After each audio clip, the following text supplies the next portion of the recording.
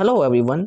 आज के इस लेक्चर में हम 2019 का जो सीटेट का पेपर हुआ था दिसंबर में, उसमें हिंदी के जितने भी क्वेश्चंस पूछे गए थे, कंटेंट प्लस पेडागोजी सभी को करने वाले हैं, जिसमें टोटल 30 क्वेश्चन है। वीडियो के अंत में आपको बताना है कि आपके 30 में से कितने क्वेश्चंस सही हुए। तो चलिए शुरू करते हैं आज के इस लेक्चर को। सबसे पहले अगर हम देखें तो सबसे पहले हमारे पास एक गद्यांश है जिसमें से 10 क्वेश्चंस पूछे गए हैं। तो सबसे पहले हमें गद्यांश को बारीकी से पढ़ना है, उसके बाद क्वेश्चंस को अटेम्प्ट करना है। बहुत सारे बच्चे गलती क्या करते हैं कि क्वेश्चंस को पहले पढ़ते हैं फिर गद्यांश को पढ़कर उसमें आंसर लगाते हैं। तो ऐसा नहीं करना है, पहले गद्यांश को एक बार पूरा अच्छे से हम पढ़ लेते हैं। तो चलिए मैं गद्यांश को पढ़कर आप लोगों को सुनाता हूँ। आधुनिक शिक्षा का नतीजा हमने देख लिया। हमने उस शिक्षा का नतीजा भी देख लिया जिसमें विकसित विज्ञान का सबसे महत्वपूर्ण स्थान है, जिसके कारण व्यक्ति को कहीं भी या कितना भी मिलने के बावजूद तृप्ति नहीं होती। इसका कारण यही है कि शिक्षा को स्वाभाविक और आवश्यक अंगों को छोड़कर हमने ऐसे विषयों पर अधिक ध्यान दिया जो मनुष्य का एक तरफा विकास करते हैं, जिनके कारण व्यक्तित्व का बड़े से बड़ा भाग अतृप्त रह जाता है। बाल्यावस्था में भी कला शिक्षा को अभी तक उचित स्थान नहीं मिला। जहाँ मिलता भी है वहाँ बच्चा 11-12 वर्ष का होते ही उसके शिक्षा क्रम में से कला प्रवृत्तियों को निकाल दिया जाता है। ऐसे ही हर्बर्ट रीड ने कहा है, हमारा अनुभव हमें बताता है कि हर व्यक्ति 11 साल की उम्र के बाद किशोर अवस्था और उसके बाद भी सारे जीवन काल तक किसी न किसी कला प्रवृत्ति को अपने भाव का प्रकटन का जरिया बनाए रख सकता है। आज के सभी विषय जिन पर हम अपनी एकमात्र श्रद्धा करते हैं, जैसे गणित, भूगोल, इतिहास, रसायन शास्त्र और यहाँ तक कि साहित्य भी जिस तरह पढ़ाए जाते हैं, उन सबकी बुनियादी तार्किक है। उन सबकी बुनियाद क्या है? तार्किक है। जिन जिन चीज़ों को मैं गोला कर रहा हूँ वो इम्पोर्टेंट है। ओके, इसके बाद इन पर एकमात्र जोर देने के कारण कला प्रवृत्तियाँ जो भावना प्रधान होती हैं पाठ्यक्रम से करीब करीब निकल जाती हैं। यह प्रवृत्तियाँ केवल पाठ्यक्रम से नहीं निकल जाती बल्कि इन तार्किक विषयों को महत्व देने के कारण व्यक्ति के दिमाग से भी बिल्कुल निकल जाती हैं। किशोर अवस्था को इस तरह गलत रास्ते पर ले जाने का नतीजा भयानक हो रहा है। सभ्यता रोज बरोज बेढब होती जा रही है। व्यक्ति का गलत विकास हो रहा है। उसका मानस अस्वस्थ है, परिवार दुखी है, समाज में फूट पड़ी है और दुनिया पर ध्वंस करने का ज्वर चढ़ा है। इस भयानक अवस्थाओं को हमारा ज्ञान विज्ञान सहारा दे रहा है। आज की तालीम भी इसी दौड़ में साथ दे रही है।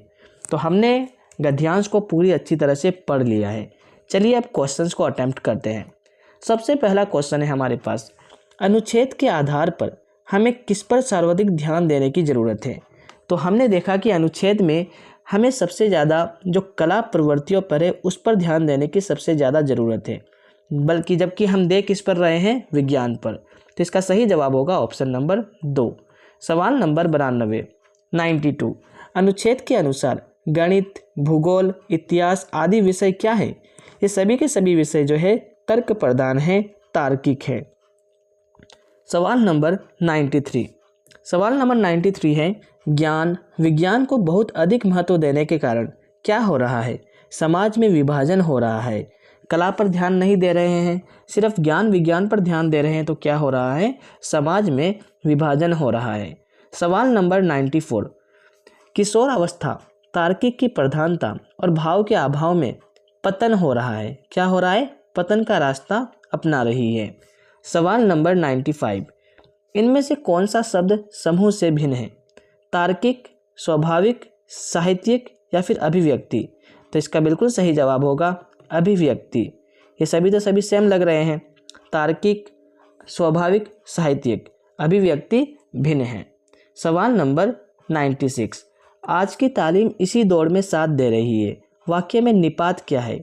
निपात का मतलब जो हम जोर दे के बोलते हैं। तो इसमें हम देख सकते हैं आज की तालीम भी, तो भी क्या है? निपात है। तो ऑप्शन 2 इज द करेक्ट। सवाल नंबर 97, विकसित शब्द में प्रत्यय क्या है? विकसित शब्द में प्रत्यय होगा इत, विकास प्लस इत, विकसित। तो इसका सही जवाब होगा ऑप्शन नंबर 2। सवाल नंबर 98 है, अनुच्छेद के आधार पर कहा जा सकता है कि आधुनिक शिक्षा का नतीजा क्या है? दुखद है। सवाल नंबर 98 का option B is the correct answer. सवाल नंबर 99, आधुनिक शिक्षा में किस विषय को सबसे अधिक महत्व दिया जाता है? तो आधुनिक शिक्षा में विज्ञान को सबसे अधिक महत्व दिया जा रहा है। तो इसका सही जवाब होगा ऑप्शन 3। अब पढ़ते हैं हम एक पद्यांश या फिर काव्यांश को। तो यहाँ पर एक काव्यांश दिया गया है जिससे हमें टोटल 5 क्वेश्चंस पूछे जा रहे हैं। तो चलिए सबसे पहले मैं काव्यांश को आपको पढ़ के सुनाता हूँ, फिर इससे रिलेटेड हम क्वेश्चंस को अटेम्प्ट करते हैं। काव्यांश है हमारे पास सबसे पहले है, साकार दिव्य गौरव विराट, साकार दिव्य गौरव विराट, साकार दिव्य गौरव विराट, पौरुष के पुंजीभूत ज्वाल, मेरी जननी के हिमकिरीट, मेरे भारत के दिव्य भाल, मेरे नगपति मेरे विशाल, युग युग अजय निर्बंध मुक्त, युग युग गर्वोन्नत नित्य महान, निस्तिम व्योम में तान रहे, युग से किस महिमा का वितान। कैसी अखंड है, कैसी अखंड ये चिर समाधि, यतिवर कैसा ये अमर ध्यान, तू महु शून्य में खोज रहा, किस जटिल समस्या का निदान। उलझन का कैसा विषम जाल, उलझन का कैसा विषम जाल, मेरे नगपति मेरे विशाल। तो ये था काव्यांश। चलिए अब इसके ऊपर हम क्वेश्चंस करते हैं। हिमकिरीट का आशय है, तो हिमकिरीट का मतलब होता है बर्फ का मुकुट। हिम का मतलब तो बर्फ होता है, किरीट का मतलब मुकुट, तो हिमकिरीट का मतलब हो जाएगा बर्फ का मुकुट। सवाल नंबर 101, सवाल नंबर 101 है, नगपति का विग्रह और समास होगा। जब नगपति का विग्रह करेंगे तो इसका मतलब होगा पर्वतों का पति, और ये जो समास होगा नगपति वो तत्पुरुष समास होगा। तो option number 3 is the correct. सवाल नंबर 102, किस पंक्ति में कहा गया है कि हिमालय शक्ति की ज्वालाओं का ढेर है? तो शक्ति की ज्वालाओं का ढेर, तो यहाँ पर हमें दिख रहा होगा पौरुष के पुंजीभूत ज्वाल, इसमें कहा गया है कि हिमालय जो है शक्ति की ज्वालाओं का ढेर है। सवाल नंबर 103, जिसे जीता ना जा सके उसके लिए कविता में कौन सा शब्द प्रयुक्त हुआ है? तो जिसे जीता ना जा सके उसे कहते हैं अजय। तो बिल्कुल सही जवाब होगा अजय। अजय का मतलब होगा जिसे जीता ना जा सके। सवाल नंबर 104, सवाल नंबर 104 है, निस्सिम शब्द में कौन सी संधि है? निस्सिम, निस्सिम को जब अगर हम संधि विच्छेद करेंगे तो इसका होगा निह, निह से होगा। तो निह वाला जो होगा वो आपका क्या होगा? विसर्ग संधि हो जाएगा। तो सही जवाब होगा विसर्ग संधि। सवाल नंबर 105, हिमालय को यतिवर कहकर संबोधित किया गया है क्योंकि? हिमालय को यतिवर इसलिए कहकर संबोधित किया गया है क्योंकि ये समाधि में लीन है। तो इसका बिल्कुल सही जवाब होगा ऑप्शन नंबर 3। अब बात करते हैं हम 15 हमारे टोटल पेडागोजिकल क्वेश्चंस होने वाले हैं। तो चलिए यहाँ से शुरू होते हैं पेडागोजिकल क्वेश्चंस। सबसे पहला सवाल है सवाल नंबर 106, प्राथमिक स्तर पर बच्चों की भाषा का आकलन करने का उद्देश्य क्या होता है? उसकी पठन क्षमता का आकलन करना? बिल्कुल नहीं।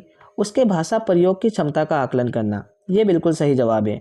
प्राथमिक कक्षा पर हम जो बच्चों का भाषा का आकलन करते हैं उसके भाषा प्रयोग की क्षमता का आकलन करते हैं। सही जवाब ऑप्शन 2। सवाल नंबर 107 हमारे पास है, इनमें से कौन सा भाषा आकलन में सबसे कम प्रभावी तरीका है? कहानी कहना, ये तो अच्छी प्रभावी तरीका है। कहानी लिखना, यह भी प्रभावी तरीका है। अगर घटना का वर्णन कर रहा है तो यह भी प्रभावी तरीका है।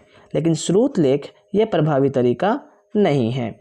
सवाल नंबर 108, सवाल नंबर 108 हमारे पास है, आकलन की प्रक्रिया में केवल बच्चों की क्षमताओं का आकलन नहीं होता बल्कि शिक्षक की शिक्षण प्रक्रियाओं का भी आकलन होता है। यह विचार आपके हिसाब से क्या है? क्या पूर्णतः सही है? बिल्कुल, ये पूर्णतः सही है।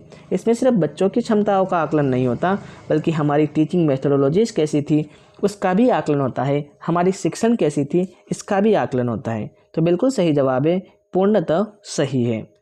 सवाल नंबर 109, सवाल नंबर 109 हमारे पास है, रीमा ने तीसरी कक्षा में पढ़ने वाली रितिका की भाषा क्षमता भाषा निष्पादन संबंधित कर्मिक प्रगति का ब्यौरा उसके अभिभावकों को दिया। रीमा ने किसके आधार पर यह जानकारी दी?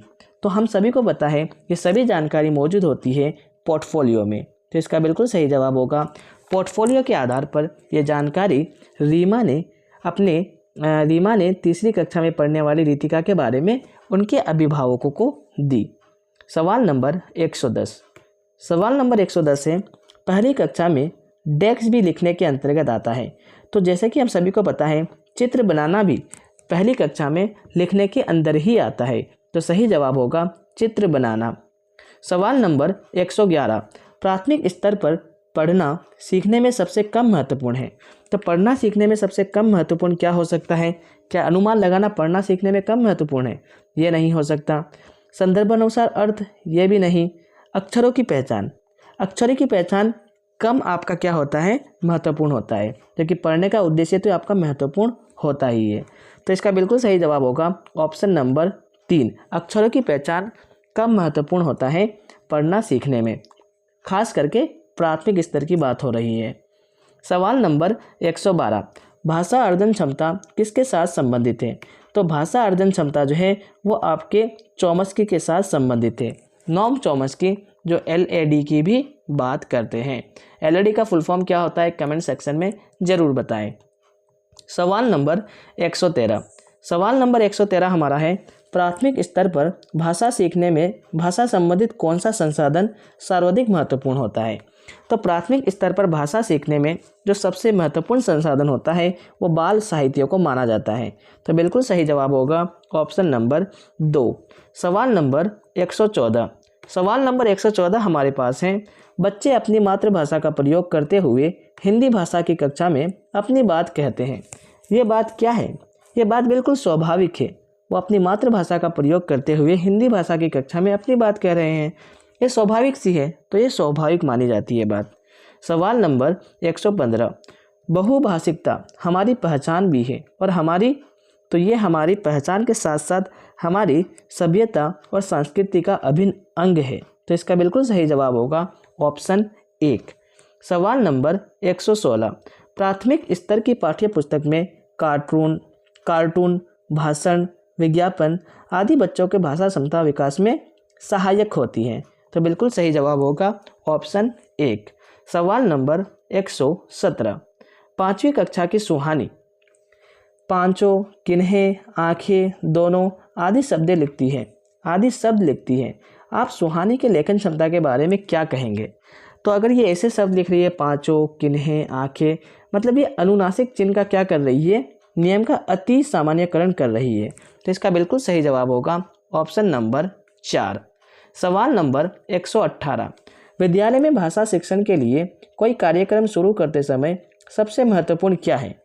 तो विद्यालय में भाषा शिक्षण के लिए कोई कार्यक्रम अगर शुरू कर रहे हैं तो सबसे महत्वपूर्ण है कि बच्चों को या फिर बच्चों की सहज मौखिक अभिव्यक्ति को पहचानना इसका सबसे महत्वपूर्ण क्या है? उद्देश्य है। सवाल नंबर 119, कई बार जब स्कूल आते हैं तो 2 या 3 भाषाओं को डेस्क और बोलने की क्षमता से लेस होते हैं। तो समझने और बोलने की क्षमता से लेस होते हैं। तो बिल्कुल सही जवाब होगा समझने और बोलने की क्षमता से लेस होते हैं। सवाल नंबर 120 जो कि आज के लेक्चर का आखिरी सवाल है, तो आप इसके बाद ज़रूर बताएं कि आपके 30 में से कितने क्वेश्चंस सही हुए। 120 है, किसी विषय को सीखने का मतलब है उसकी अवधारणाओं को सीखना और उनकी शब्दावली को सीखना। तो इसका बिल्कुल सही जवाब होगा ऑप्शन नंबर 3। तो ये थे आज के 30 क्वेश्चंस जो कि 2019 दिसंबर के क्वेश्चंस पूछे गए थे। 30 में से आपके कितने सवाल सही हुए ज़रूर बताएं।